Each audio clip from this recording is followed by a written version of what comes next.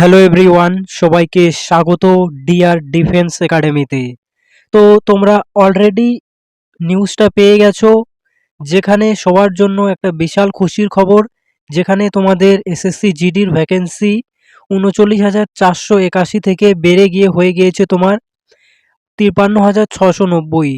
তো তোমাদের ১৪,২০৯টা total vacancy বেড়েছে। ১৪,২০৯টা ভ্যাকেন্সি এবারে বেড়ে গিয়েছে, যেখানে তোমাদের সিআইএসএফে ৯,০০০ প্লাস বেড়েছে শুধু সিআইএসএফে।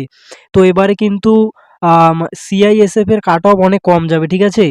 আর আমি এখানে 60 প্লাস লিখেছি, মানে তোমাদের যাদের 60 প্লাস নম্বর রয়েছে তারা কিন্তু মাঠের জন্য মানে লেগে পড়ে যাও, কারণ এবারে কাট অফ অনেক ডাউন চলে যাবে আর কি।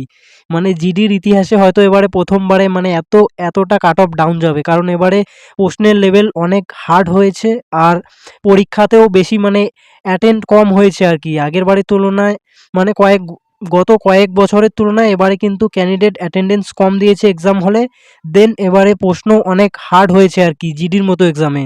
তো এবারে কিন্তু কাট অফ মানে অনেক নিচে নেমে চলে যাবে কাট অফ, ঠিক আছে? এবারে যারা মোটামুটি 90 প্লাস স্কোর করেছে তারা তো মানে মোটামুটি একটা অনেক ভালো পোস্ট পেয়ে যাবে, ঠিক আছে? এবারে 80তেও সিলেকশন হয়ে যাবে।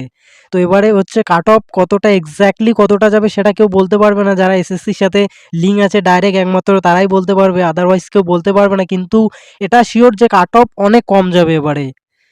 তো সবাই মাঠের জন্য একদম প্রিপেয়ার হতে থাকো। এই তোমাদের হচ্ছে কাট অফ কিন্তু যথেষ্ট কম যাবে। দেন এবারে তোমাদের রেজাল্টটা কবে আসবে?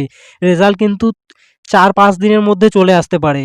দেন এই ৪-৫ দিনের মধ্যে যদি না আসে তাহলে তোমাদের ২০-২৫ দিন লেগে যাবে, ঠিক আছে? কারণ এই ভ্যাকেন্সিটা ইনক্রিজ হলো, এটা যদি এসএসসি জেনে থাকে তাহলে তোমার ৪-৫ দিনের মধ্যে রেজাল্ট চলে আসবে। আর যদি এটা মানে হুট করে বেড়ে যায় তাহলে এসএসসি যদি না জানে তাহলে কিন্তু তোমার আবার রেজাল্টটা তৈরি করতে সময় লাগবে। সো তোমাদের ২০-২৫ দিন লেগে যাবে আর কি।